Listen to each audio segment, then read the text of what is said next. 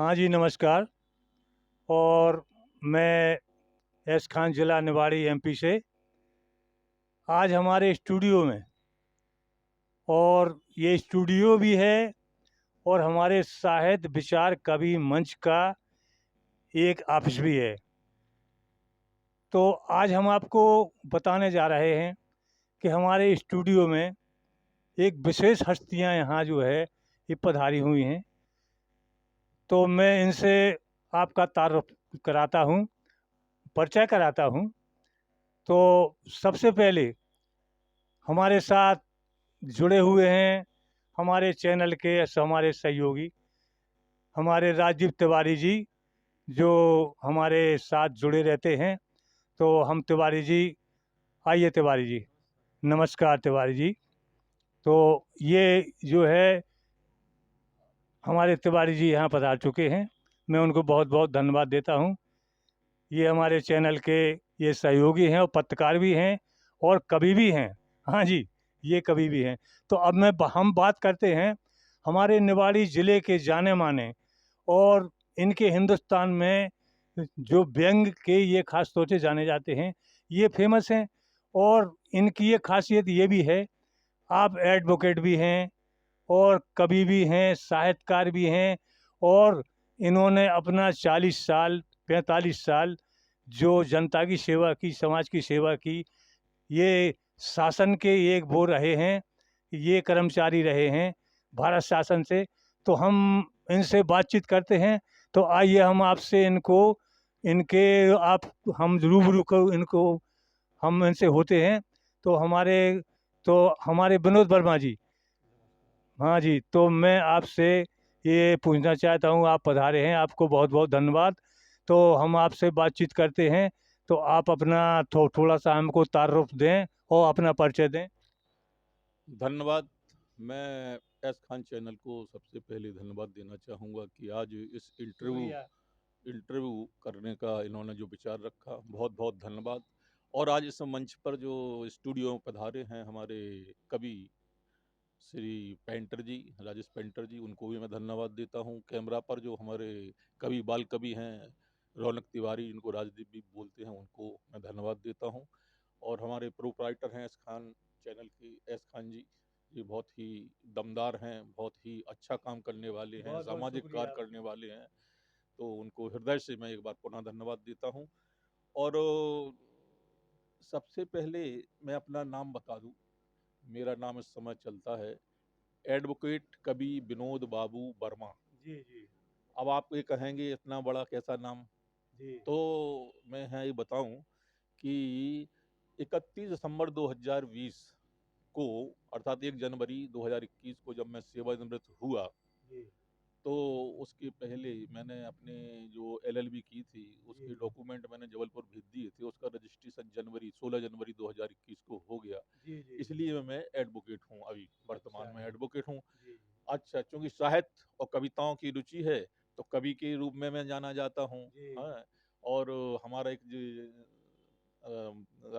राष्ट्रीय साहित्य कवि विचार मंच है, इसका हम एक इसके संस्थापक हैं हमारे खान साहब, उसके हम सदस्य हैं। इसलिए एक इसका एक जो संस्था चलाते हैं, ये भी समाज सेवा के रूप में चलाते हैं। तो इसके बाद मेरा नाम कवि, और फिर बाबू, मैं था जी राजस्व जी। विभाग में, बाबू था, लिपिक जी था। जी जी जी। और एसडीएम कोर्ट में कम से कम 17 साल की सेवा की। और उस समय जो रीडर रहते हैं, रीडर जी कहा जाता जी है जी उनको, जी। तो बाबू के नाम से ज़्यादा नाम रहता है, तो बाबू जी अधिकांश तक कहते हैं। और वर्मा मेरा सरनेम है। तो जिस प्रकार का मेरा ये नाम का परिचय है। जी जी तो मैं बहुत बहुत धन्यवाद देता हूँ एक बार पुनः चैनल को कि मेरा नाम है। जी और जी इसका थोड़ा जीवन परिचय ये दे दूं कि मेरा मूल निवास स्थान तो निवाड़ी है, तकिया जी मोहल्ला। और हमारे एस खान जी भी तकी मोहल्ला के निवासी हैं। जी।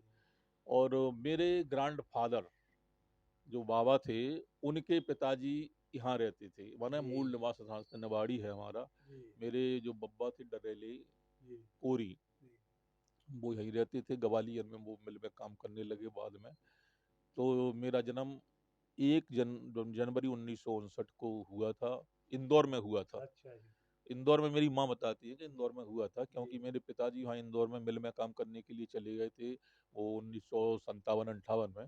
और उसके बाद उन्होंने वहाँ से छोड़ करके ग्वालियर में आ गए थे। ग्वालियर में मेरे बाबा जो है काम करते थे जीवाजी मिल में। तो वो बात होगी लगभग 54-55 के करीब, 1954-55 की। तो फिर मेरा जो बचपन है वो शुरुआत में ग्वालियर में व्यतीत हुआ, और वो वहाँ पर हमारा मकान भी था, quarter number 26, colony number 1, Birla Nagar में कमरा है, वो हमारे बब्बा के नाम था। वो वर्तमान में हमारे फूफा और बुआ को दे दिया, जो हरदास मगरपुरिया है, उनको दे दिया है। अभी ग्वालियर में मैंने शिक्षा ग्रहण की कक्षा 2 तक, लालता का स्कूल। अब अच्छी तरह ध्यान उस समय क्या है, वो उम्र ज्यादा मेरी रही होगी 4 साल 5 साल, तो ध्यान भी है, वो 1963-64 की बात है। तो उस समय लालता के स्कूल में पढ़ता था, कक्षा 1 में पढ़ता था। तो वहाँ की जो पढ़ाई होती थी, तो वो मैंने कुछ अच्छी तरह पढ़ता था, तो 2 में ही उन्होंने डायरेक्ट कर दिया था। तो तो वहाँ की तो कक्षा, 4-5 साल की उम्र में आपको ये बहुत हाँ ज्ञान हुआ?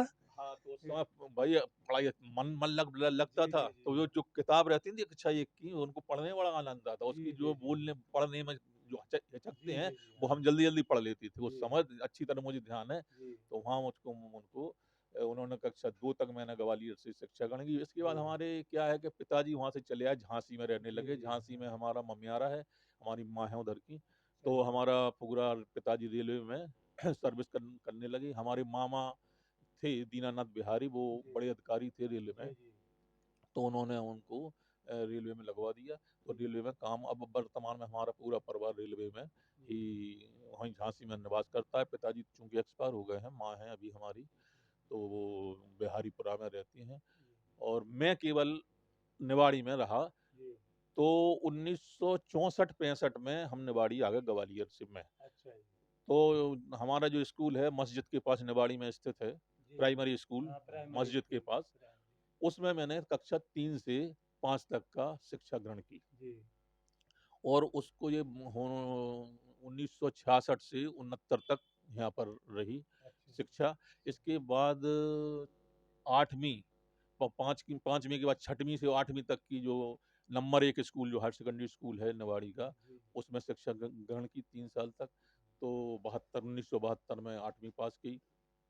इसके पश्चात कलाखंड, जो हमारा स्कूल है higher secondary school number 2 kalakand बोलते थे उस समय, तो हायर सेकेंडरी 1975 में मैंने पास की, जो उसका रिजल्ट 1976 में निकला था। तो ये तो हमारी एजुकेशन इधर तक की रही प्रारंभिक रूप से। इस समय नौकरी नहीं लगी थी। तो 1976 में जब वो रिजल्ट निकल गया, तो फिर ग्वालियर पुनः में गया पढ़ने के लिए, एडमिशन हुआ साइंस कॉलेज में। तो बीएससी के साइंस कॉलेज में हुआ।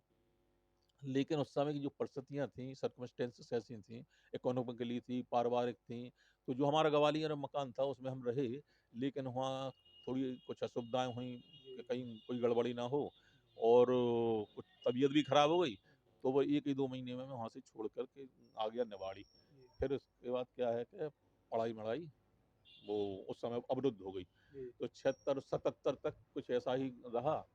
फिर 1978 में कुछ ऐसा माहौल रहा कि कुछ लोगों के साथ हमने दिल्ली चले गए काम करने के लिए।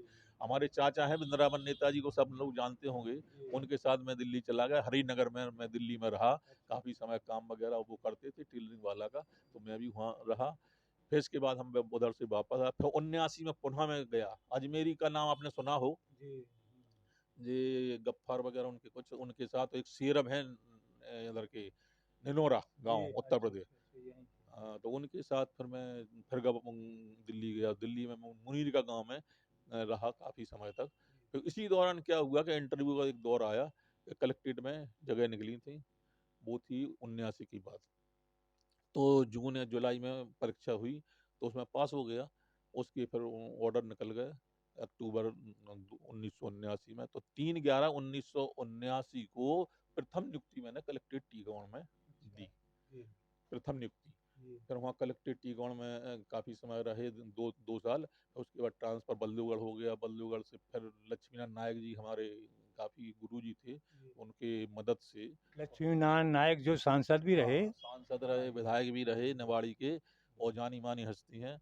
उनके पास उस समय शिवराज सिंह कलेक्टर थे। उन्होंने कहा कि इनको बल्लीगढ़ से बुला के टीगौड़ में कर लिया जाए। तो उन्होंने फिर टीगौड़ में बड़ागांव सर्किल रीडर रहा फिर मैं उधर तहसील टीगौड़ में। तो वहाँ 1 साल रहने के बाद फिर ट्रांसफ़र मेरा निवाड़ी हो गया। 1982 में निवाड़ी हो गया। निवाड़ी में रहा। फिर 1983 में शुरुआत में ही मेरा ट्रांसफ़र हो गया ओरछा। 3 साल रहा मैं ओरछा 1986 तक। तो 1986 में पुनः फिर ट्रांसफ़र हुआ जून 1986 में कलेक्टेड टीगौड़ में चला गया। फिर काफ़ी समय तक वहाँ रहा और फिर 86-87 फिर 1988 में मेरी शादी हो गई उरई में। 1900 काफ़ी देखो सबसे बड़ी बात है कि सर्विस में 9 साल सर्विस होने के बाद भी शादी नहीं की थी और 9 साल निकलने के बाद शादी की थी 1988 में। 79 में जो है नौकरी लगी थी और 1988 में शादी की थी। फिर बस टीगौड़ में काफ़ी लंबी अवधि लोग बाग तो टीगौड़ का समझते मुझे कि टीगौड़ के ही निवासी हैं। काफ़ी एक लंबी अवधि वहाँ निकाली। अब इस समय क्या है कि जब मैं निवाड़ी आया 1982-83 में, तो जो एक मेरी जो हार्दिक जो इच्छा थी वो पढ़ने की, वो जो अवरुद्ध हो गई थी, फिर वो हमारी जागृत हुई इच्छा। तो उसको फिर मैंने पढ़ाई यहाँ से चालू की कॉलेज निवाड़ी से, प्राइवेट वाला।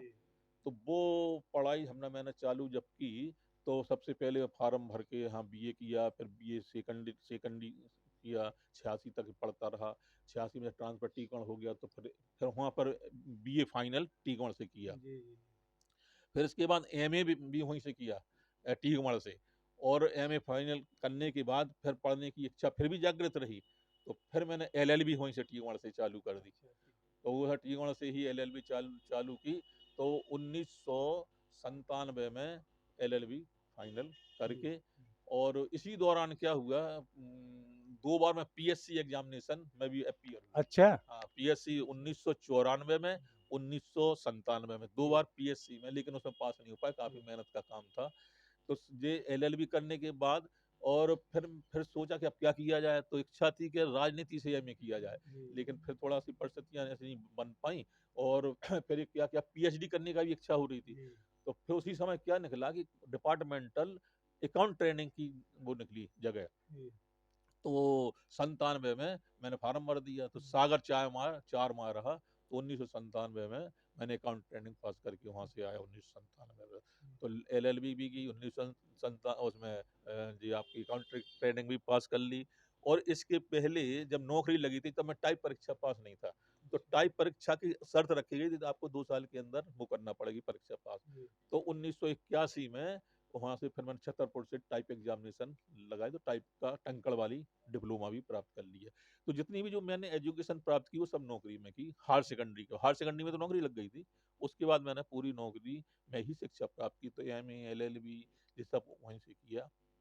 इसके बाद बस अपना 97 बाद फिर पढ़ाई में जब फिर ध्यान नहीं दिया, जब काम में लग गया, कुछ सरकारी काम ज़्यादा होने लगा, तो उसमें काम तो क्या है कि आपके बाबा भीमराव अम्बेडकर ने ये बताया कि शिक्षा सबसे महत्वपूर्ण है, शिक्षा पे ज़्यादा ध्यान देना चाहिए। तब मैं ये कहता हूँ कि ना ब्रह्मा है, ना क्षत्रिय है, ना कोई शूद्र है, शिक्षा जिसने पाई वही शेरनी का दूध है। तो उनकी इस बात को लेकर के मैंने कहा शिक्षा को ग्रहण पहले करना चाहिए, और शिक्षा से ही महत्व बढ़ता है, सामाजिक सम्मान ही बढ़ता है शिक्षा से। तो वो अभी नौकरी में फिर क्या हुआ कि नायब तहसीलदार की एग्जामिनेशन में बैठा मैं 2002 में। तो नायब तहसील डिपार्टमेंटल एग्जामिनेशन हुआ 2002 में, डिपार्टमेंटल में भी पास हो गया। उसमें हमारे 3 लोग यहाँ के निकले थे निवाड़ी से, जीवन बाबू सेन और रमेश बाबू और मैं। 3 लोग नायब तहसीलदार में यहाँ एग्जामिनेशन परीक्षा पास कर ली। लेकिन दुर्भाग्य ये रहा कि उसमें जुगाड़ मुगाड़ वाली बातें थी कुछ, तो वो नहीं कर पाए। तो उस वजह से थोड़ा सा वो ऐसे धीरे धीरे पूरी 42 साल से ज़्यादा की साल की नौकरी करने के बाद फिर सेवानिवृत्त हो गए। उसमें रजिस्ट्रेशन अब वकालत वगैरह भी करते हैं, कभी भी करते हैं, और सब लोगों का वो रहता है। तो आप कभी भी हैं।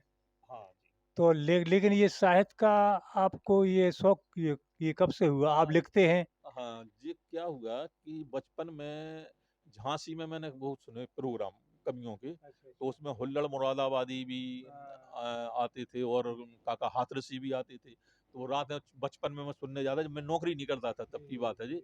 तो उधर सुनते थे, तो उसमें हंसी वाले भी करते थे। तो उसमें जब आनंद भी आता था, हमने यार ये तो बड़ा कविताओं का भी बड़ा एक अलग आनंद है। तो हुल्लड़ मुरादाबादी का तो एक मुझे वो ध्यान है कि उन्होंने एक बहुत अच्छी वो कविता कही थी, जी, व्यंग व्यंग प्रस्तुत किया था हुल्लड़ जी, मोहल्लाबाजी ने। जी, वो अभी तक वो 4 लाइनें उसकी शायद मुझे ध्यान आ रही हैं जी, जी। कि उन्होंने ये कहा था कि नेताजी भाषण देकर आए, नौकर पर गुर्राए। क्या बात है! नेताजी भाषण देकर आए, नौकर पर गुर्राए, राम दुलारे यहाँ पर आओ, थका हुआ हूँ पैर दबाओ। नौकर बोला मालिक एक बात बता दूं, भाषण से तो गला दबा है, आप कहें तो गला दबा दूं, गला आप दबा है। कहें तो क्या गला बात दबा। है! क्या तो बात ये है! हुल्लड़ हुल्लड़ मना, तो उस हाँ, समय से जी, थोड़ा जी। इंटरेस्ट हमको हाँ, कविताओं का ये आपको शौक बढ़ा हाँ, इससे। इससे बढ़ा। तो फिर वो कविताएं धीरे धीरे थोड़ी लिखने लगी, लेकिन इसकी जो शुरुआत ऐसी नहीं हुई।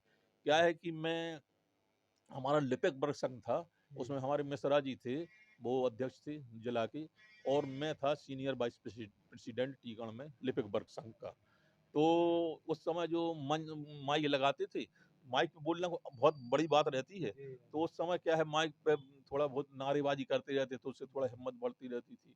तो वो क्या है कि उससे वहाँ से चालू हो गया थोड़ा बोलना, और थोड़ी एक आध दो लाइनें कविताओं की चालू हुई। अब लोग कहते हैं कि आप जो कविताएँ करते हैं, आप एडवोकेट भी हैं, हाँ, अच्छे आपका एजुकेशन भी है आपका हाँ, और आप जो है आपका टैलेंट भी बहुत अच्छा है। तो लोग कहते हैं कि आप ज़्यादातर जो है व्यंग पढ़ते हैं यहाँ मंचों पे, तो इसमें जैसे आप ख़ास तौर से नेताओं पर पढ़ते हैं हाँ। या और पर पढ़ते हैं, तो आपको ये नहीं लगता कि हमारी कोई जो है इसमें हमारे लिए कुछ बात हो सकती है या ये जो है क्या है? देखिए, मैं एक बता दूँ, क्या है कि नेता जो है राजा होता है लोकतंत्र में, जी, और जो लोकतंत्र में राजा होता है, उसका काम रहता है समाज की सेवा करना। जी, अब राजा यदि आतताई हो जाए, जी। तो उसका विरोध करने का साहस भी कवियों में, साहित्यकारों में और कई हाँ, लोगों में जी, होना जी, चाहिए। जी, जी। तो कविताओं के माध्यम से और साहित्य के माध्यम से ऐसा विरोध किया जाता है। तो अधिकांशतः नेता लोगों पर ही विरोध किए जाते जी, हैं जी, जी। सबका, क्योंकि नेता लोग ही राजा होता है। जी, जी, सामान्य व्यक्ति की क्या विरोध करना है? जी, सामान्य जी। व्यक्तियों का विरोध नहीं होता है। जो समाज को दिशा देने वाले व्यक्ति, समाज की सेवा करने वाले व्यक्ति होते हैं, यदि वो समाज की सेवा करने में विपरीत दिशा की ओर जा रहे हैं, जी। तब ये ज़रूरत पड़ जाती है कि साहित्यकार हुए या कवि हुए या कोई वक्ता है, वो उनका विरोध किसी न किसी तरीका से करे, ताकि उसको चेतना हाँ, जागृत हाँ, हो। तो आप अपनी सर्विस लाइफ में ये काम भी आप बड़े ज़ोरों से करते रहे, जैसे मंचों पर भी आप जाते रहे और ये तमाम प्रोग्राम भी आप करते रहे। हाँ, बिल्कुल करते रहे कवियों के, और ऐसा ही नहीं कि व्यंग ही करते हैं, जी, हर विधा में अपन जो जी, है जी, रुचि जी। रखते हाँ हैं, जी। और सामाजिक भी है, हर चीज़ भी उसमें भी ऐसा करते हैं। ऐसा व्यंग व्यंग में क्या होता है कि एक तो जनता पसंद करती है व्यंग को, जी, हाँ। हास्य को, जी, इसलिए व्यंग को महत्व ज़्यादा दिया जाता जी। है। और दूसरा है कि व्यंग के माध्यम से हम जो है समाज को चेताना चाहते हैं, और जी, उस व्यक्ति को चेताना चाहते हैं जो समाज की सेवा करने के लिए कर्तव्य निर्वहन करता है, लेकिन करता नहीं है। हाँ, करता नहीं है। तो जी, जी। नेताओं का काम जी। होता है, लेकिन वो जब नहीं करेंगे और शोषण करेंगे, तब ऐसी स्थिति में उसको वो हमको कविताएँ इसकी व्यंग की करना पड़ती तो हैं। अब जो मैं कविताएँ पढ़ते हैं या व्यंग पढ़ते हैं और कोई भी कवि हो और बहुत बड़े-बड़े जो अपने हिंदुस्तान के कवि हुए हैं जाने-माने, तो वो एक अपनी एक अलग पहचान बना गए। तो आपकी कौन-सी कविता या कौन-सा व्यंग ऐसा लोगों को हाँ, हाँ। बहुत ज़्यादा पसंद आया कि आप जिससे आपकी बहुत ज़्यादा जो है आपकी हाँ, पब्लिसिटी भी हुई और आपको भी आनंद आया कि हमको लोग लाइक करते हैं। हाँ, हाँ। तो क्या ऐसा कोई व्यंग या कविता हाँ, कौन-सी है? एक सामाजिक कविता इस संबंध में थी, जो आकाशवाणी केंद्र छतरपुर से भी प्रसारित हुई अच्छा, है। अच्छा, आप अच्छा। भी उसमें गए थे। अच्छा, जी, जी, तो वो हाँ। कविता, लेकिन उससे पहले से मैं एक बात और कहना चाहूँगा कि जी, जब मैं लॉ कर रहा था, तो सबसे पहले बताऊँ, माइक पे बोलने की कितनी हिम्मत चाहिए। जी, कि जब मैं लॉ कर रहा था, तो अपन में स्टैंडर्ड उसमें माना जाता, प्रिंसिपल जो वहाँ के ठाकुर साहब जी, थे, जी, जी, वो हमारा अच्छा सम्मान करते थे। जी, तो एक दिन नूतन वर्ष के उपलक्ष्य में कार्यक्रम रखा गया था, जी। तो वो नूतन वर्ष के उपलक्ष्य में मुझे बोलने के लिए कहा था। तो ये स्थिति बनी कि माइक पे